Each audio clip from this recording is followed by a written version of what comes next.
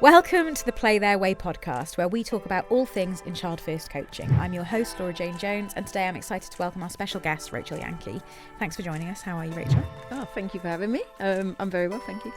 Rachel Yankey needs no introduction. One of the most decorated women's footballers in England, the former Lioness made nearly 200 appearances for Arsenal in her long and successful football career.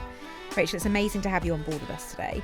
But I know you've already done some work with Play Their Way, so tell us a little bit about the coaching sessions that you led for us earlier this year.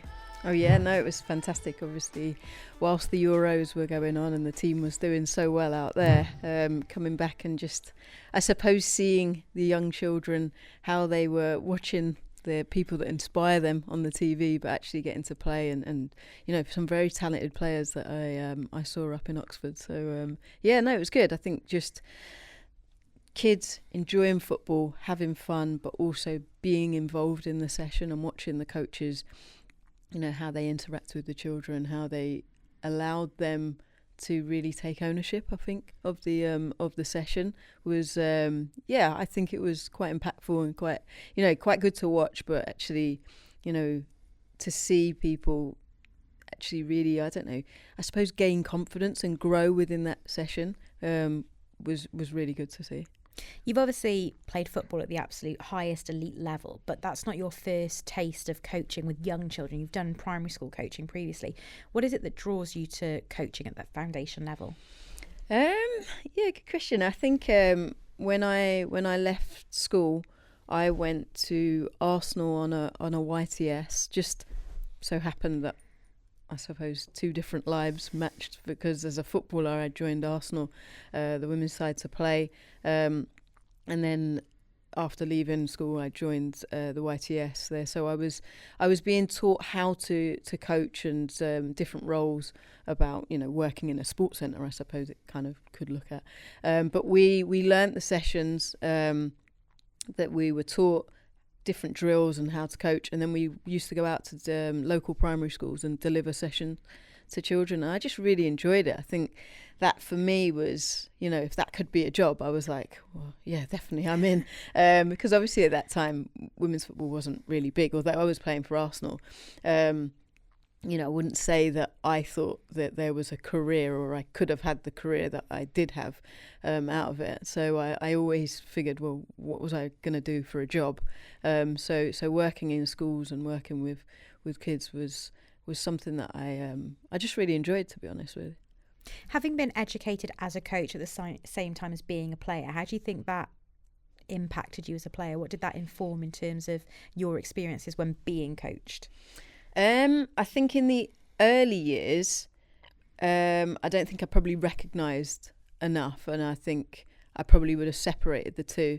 When I started to go on to like my coaching badges, and especially get higher in my coaching badges, that really opened my eyes, allowed me to understand why the coaches that were coaching us, why they did something and why they designed the sessions in the way that they did it, or why they stopped the games at certain points, or brought you know, the different phases of play back, or whatever they were doing. Without that knowledge, you kind of, as a player especially, you know, I wouldn't say that, well, I joined Arsenal at 16, England at 17 was probably the first time that I can say that I would have been coached in a way that I would describe, you know, like a structured way, because it was all stop, stand still. There was information, where before that, definitely grassroots teams, we were just going out and playing. Even at Arsenal, joining Arsenal at 16, although I you know, I loved it, I wouldn't say that we had Vikakas, who was our manager, I wouldn't say that he was a coach that set out drills and patterns and stop, stand still and gave loads of information. It was more, the information that he gave us was more through match play.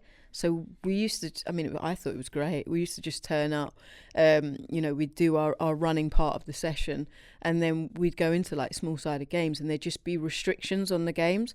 So things like 1 or 3 touch, just to get your brain working, get you thinking, a 1 touch finish, or I can't even remember, but yeah, different restrictions you'd all have to be over across the halfway line to score or things like that. So there was always something where there was an element that you had to think about something. You got to, I suppose, work with your team, but it was all done through match play. So I suppose it was kind of disguised learning, that you were just having fun. Then to go into something like an England training session where there was this terminology that I'd never heard of, that was quite different. I'd have to say. Did that structure within England come at the expense of play and fun at that point, do you think? I think, again, I suppose when you're in a team and you've got loads of different characters, and everybody's experience and upbringing, like obviously playing for Arsenal, I think people's perceptions of what we did in the early years of Arsenal were different to actually what we did do.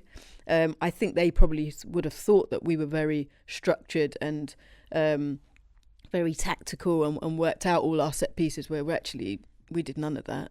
It was about, bringing a group of players together, giving them confidence and allowing them to play. We're going into England, for me, I enjoyed it because it was like a higher challenge of playing against international teams, which was ultimately more difficult. But also you got to play football every day. So at Arsenal, we were training 2 times a week, Tuesday and Thursday night, and that was it. So at England, you'd go away for the week and you'd be training 2 sessions in a day. So ultimately it was just fun because I was like, we're doing more football. But in a way, there was, that structure of stop, stand still, you've got to do this. And I suppose you learnt to understand that, where it wasn't, sometimes you just thought, let us play. With England, when that structure came in, did that mean that you lost kind of decision-making or autonomy in that environment? Or actually where you were learning, is it because you had more opportunity to ask questions and have a better feedback model? I think if you'd asked me at the time, I'm not quite sure how I would have answered. Asking me looking back, I think, I definitely, as a player, it brought in more, how can I put this? At Arsenal, I felt I could take risks. At England, I didn't. I was conscious of my defensive roles. I felt more, I suppose, maybe insecure about making a mistake because actually there was more of a focus on our defensive responsibilities. Obviously, being an attacker, a winger, at Arsenal, we would play the same sort of formation, but how we would play was tailored to the strengths of our team and to put, I suppose, maybe a mental pressure on the other team to inflict that onto them. So we would be asked as forwards to stay high and not to come back and actually go all the way back to our defensive line unless needed, but actually stay high and put pressure on them to make them think, you've got to worry about us.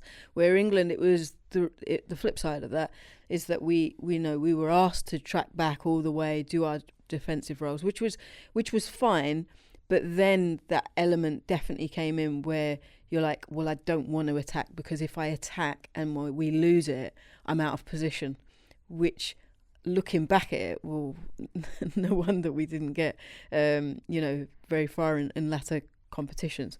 If there was the majority of the players thinking in that way, you're not gonna succeed. When you talk about Arsenal and playing to your strengths, was that a case of Vic having conversations with all of you about what you wanted to do, what you felt you were good at, or were they kind of decisions he made based on what he saw? Did you feel like there was a two-way communication with him as a coach? Yeah, good question. Do you know what? I think there was more power put in the team. I think there was the more experienced older players that kind of set the standard. So as a young 16-year-old, kind of you were given the opportunity to have freedom, but don't take liberties with it. And if you do something wrong, it wasn't necessarily the manager saying that's not the way we do things. It was a senior player, which sometimes maybe is a little easier to understand or to take, or to go, oh, I didn't know that was the way. And you had different senior players in terms of how they were. Some were laughy and jokey. Some were more strict, but I think you could see that they all fell into the same standard. So yeah, I think that was probably, I feel that was probably more of the leadership rather than Vic. I mean, there were definite times where Vic would obviously explain, that you're playing for Arsenal, and that would be a key thing. You are playing for Arsenal. There is a standard. We have to do this. And it wasn't just about winning; it was about winning with a performance. So there were things that were put in place, and I think there were times that actually he was a very good at making people feel comfortable and understanding. I suppose what am I trying to say is, bringing people together, bringing the players together, and getting the players to actually play in the formation. There was a blueprint, but there wasn't too much of a structure, and you could feel free within that. For Arsenal's successes at that time was self-organisation then as a team probably key. Not so much Vic telling everyone their roles, but trusting players to know what those roles were. Yeah, I think that's a good shout. Yeah, trust. I think the trust was definitely there. And I think for me, I just felt that a key thing for us as a team was about how we controlled the tempo, how we, controlled what we did with or without the ball, and we all sort of stuck together. There was a trust, but there was a standard that you knew you didn't want to cross that line. You actually got into a point where you didn't want to let people down, and I think that's why people performed at a high level. And you knew that actually at any point, if you're falling below the measure, there's another player coming in, because Arsenal was, the greatest team at that point.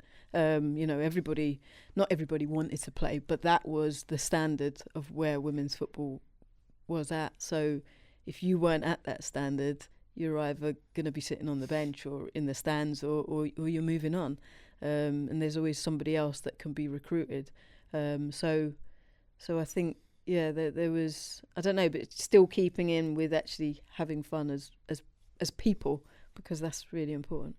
Picking up on that trust piece, when you're coaching young people now, how important is it to you for them to feel like they are trusted to self-organise in those environments, that you are there as a coach, but they are self-coaching and self-deciding within that group? Yeah, I mean, the stuff that I do now, and definitely I think you form your coaching identity from your experiences, whether that's experiences of being coached by different people or how you view and see football. But I've always, looked at it that the best to produce your best and to get the best out of someone is when they're having fun and when they're enjoying what they're doing. And that's probably, if I think back to myself, the easiest place to take on instructions was actually when I was at a happier place, rather than usually what happens is the negatives come when you've just done something wrong, or you've just lost the game, and you're bombarded with information. But at that point, I don't know if your brain's ready to take it. So for me, it's always been to have the players make sure that they're enjoying what they're doing, to make sure that you build the right culture and environment that actually people want to be there. Because I think that's the worst thing, is that, I mean, obviously coaching in primary schools and obviously my work with the foundation, it's neither of them were a team, and I was never forcing anyone to be there. So the fact that numbers will grow and players still come each week, and more players come in, we must be doing something right in terms of building the culture and, asking the question, what do you want you out of this. We're putting sessions on, not to win a league or to, get anything out, but it's actually about developing players, and people develop. If I look at the foundation that I'm doing now, the biggest thing that we can help people with is probably with their confidence. So it's actually really got nothing to do with football. But playing out on the football pitch, I learned so many different life skills from kicking a ball and moving it around and thinking quickly and making decisions. And then when you're in a game, you don't even realise, but you're becoming a leader because you're telling people instructions, move left, move right. You're starting to talk. So those are the biggest things for me, that actually seeing the little girl that walks in and, isn't confident to talk to her friends, but actually, week 4, she starts to talk in a game and tell somebody that there's a player behind them. That's the little bit of growth. And just to encourage that to happen, I think is huge. So, and yeah, I'm talking about like obviously grassroots level, but it's the same at the elite level, is that you need, it's just managing sort of human beings, I suppose. You want that. Everybody loves to be loved, and, you want that support and knowledge that actually, somebody is doing something right and helping you. That growth of self-confidence in that player that you talk about, how do you facilitate that as a coach? I think, again, going back to environment and just making sure, I always want our sessions to be fun. I think, I think an understanding as well. It's like, if I put myself into a position where we were coached, it was always like coaches talking, everybody be still and quiet.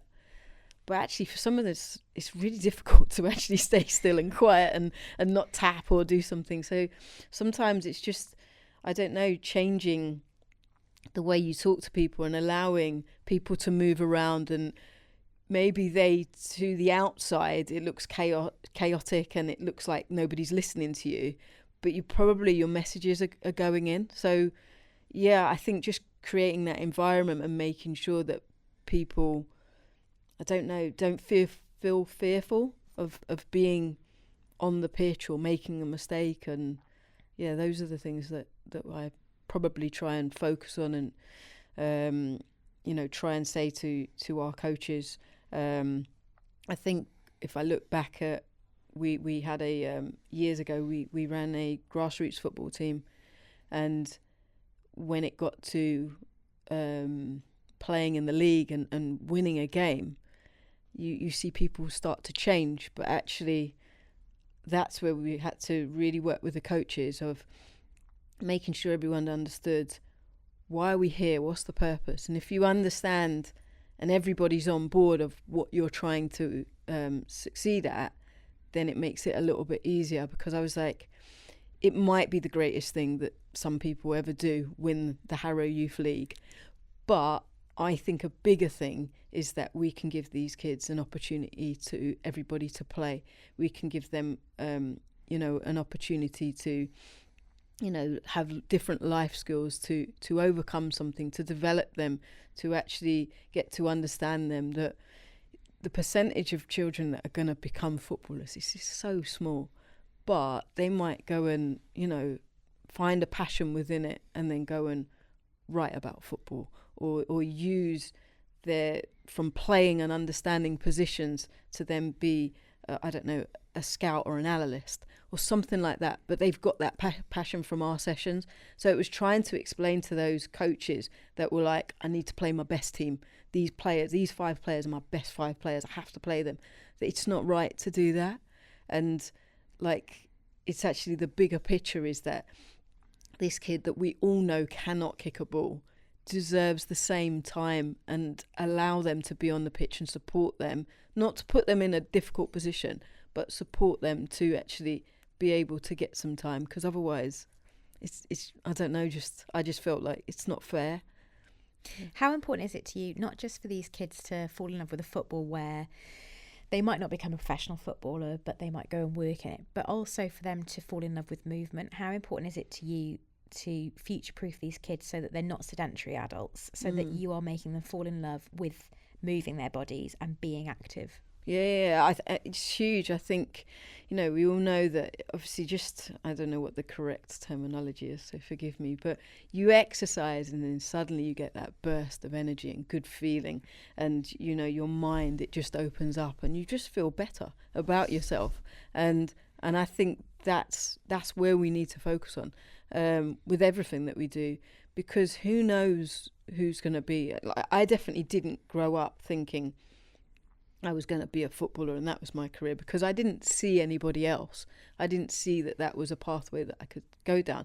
I loved playing football, but what gave me that love wasn't the dream of earning money or being a professional. It was actually the enjoyment of the game. So something, made me feel good about it, and that can be passed on to anyone. And I think that's the biggest thing that we want to make sure that actually.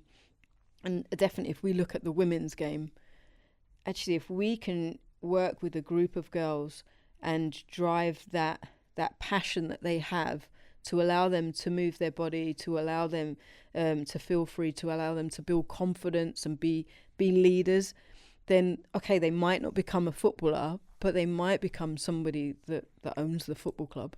Or a board member or something like that, that's making big decisions and can actually think back how that impacted them and change the game, rather than people that are changing it that have never impacted and never felt that way. We know that women's sport has been on this exponential rise, and we talk all the time about see it, be it, and women's football's in an amazing place in England. But we know that at the same time as that, participation for girls is still behind boys' participation, and we have a greater drop-off. So what do you think we need to change about prolonged participation and more engagement for young girls in sport in the UK? Yeah, I'm probably, there's lots of people out there that would probably be able to answer this a lot better than I would, but that's part of the reason that I started the foundation. Really, is just that really just saw actually where football is. If I was growing up today, actually there's not a lot of offer of support. There's nothing really pulling me in where I grew up, in Northwest London. There's nothing really local. So what we try to create is local hubs, is that girls that want to come and play football, they don't have to rely on a parent. They don't have to rely on, having money and the right kit. And we can support them in terms of breaking down barriers that might be there that are stopping them from playing. So if we can make it feel like this is a place for you, this is a place for you to come, enjoy, have fun, learn, get better, make new friends, then hopefully that will be a place that they keep coming back to. We can't force anyone, but that to me was, I still saw like, the more, if there's players there that come to us and they are more elite and they want to, go further in football, if we network and we help each other, we can support that player and maybe give her an opportunity to go and take a trial or do something bigger or better, or support, or that she's in the same position as I was when going into a first England team, of not knowing all this terminology, that you can actually sit down with someone and go, what does that mean? Like, when my coach is saying this, and like, I have no clue what they're talking about, but I don't want to say that we're in front of the whole group because I'm the new girl and that's really scary. And, we can actually have those conversations, because I think, sports coaches, PE teachers, they're quite easy. You've got that natural sort of relationship with them to speak about the sport, and then you make that bond and that friendship, and it's usually the person that you go to have those conversations. So I think that for me is probably where we can help and support, and I think that for me is where the game kind of needs to look at, is that there's some girls that are very talented and want to move on and maybe want more pressure, or to be talked to or train it in a certain manner, and there's some girls that don't want to have that pressure and train in a certain manner and want it to be, I don't know, I don't want to say fun, because I still think at elite level you need fun, but I don't know what the correct word is, but less, maybe strict, I don't know, but you've got to find that fine balance that you're actually treating everybody as an individual, and you're meeting those needs, but still making sure that women, girls see that actually it's a place for them, rather than, definitely when I grew up, well, I joined a boys team. If you'd asked me who plays football, I would have said boys. I didn't feel like I fitted in, but I enjoyed it, and maybe I had the strength of character or mind that I really didn't care, because I enjoyed it, that I was just like, oh, I'm going to do it anyway. But not everybody's like that, and which is fine. You talked about those friendships and bonds that the girls form with their coaches and their PE teachers. Now, when you started the foundation, I'm sure you would have had a mission statement in mind. You would have known exactly what you wanted to get out of it. But as things have progressed and you've had these girls under your tutelage, how much has their feedback affected and changed what you want from this and made you think more about what the foundation is going to be? Yeah, I think the feedback that I've had, I mean, it's like I say, it sort of pulls it more away from actually playing football. Although yes, we are there to play football, to have fun, to teach them. But actually, the biggest thing that we can help these girls is what's next in there. So the girls that come to our foundation between 11 and 16, so what next if they want work experience, or what they're going to do after school? How can we really put them in a better place to help them with that? So I think that's been the biggest thing, is actually looking at that. How can we support more off pitch than on pitch? On pitch, we play and we get connections, but actually through those connections you start talking to people, you start understanding what is their dream, do they know their dream, do they know what they want to do, and if they do, how can we maybe help or support, and if they don't, how can we then help and support, to get them to try something different. I think that's always the, I suppose, biggest thing for me, is that just be brave enough to give something a go, because then you understand whether you like it or you don't like it. But if you're not brave enough to do it, then how will you ever know? So that's what we try and just get them to give something a go. Some girls come in and they're like, oh, I haven't played football, I can't do that, I can't kick, I can't score. Just give it a go. Like, what's the worst that can happen? The thing I'm going to ask you about finally is something that couldn't probably be further away from the life of an elite footballer and those coaching sessions with the highest pressures in the toughest environments, and that's toddler groups, because you're a mum now. Yes. And how has that affected your view or your ambitions for movement and sport for children? Yeah, no, definitely. I think there's some of the hardest sessions to coach, because there's not a lot of listening going on. But it's just about that movement, isn't it? I think the earlier we can get children involved in sport, whatever the sport is, I think, obviously coming from a background of team sport, I'd always sort of tend to look at that a little bit more, is that, is that sort of, there's loads of things that you can build on, and I can quite easily see how later on in life they actually really help. But with the real young toddlers, if we can get them, the earlier we can get them moving, understanding hand-eye coordination, foot-eye coordination, all of that, and the better and easier it is as you grow up. It's just habits, isn't it? Rachel, this has been an absolutely fantastic conversation. We've loved having you on the Play Their Way podcast. Thank you for joining us. Thank you for having me. And thank you for listening wherever you are. If you've enjoyed the podcast today, be sure to leave us a review and share this with someone else who you think might like it too. And follow Play Their Way on social media at Play Their Way on TikTok, X and LinkedIn, and at Play Their Way UK on Facebook and Instagram. See you soon.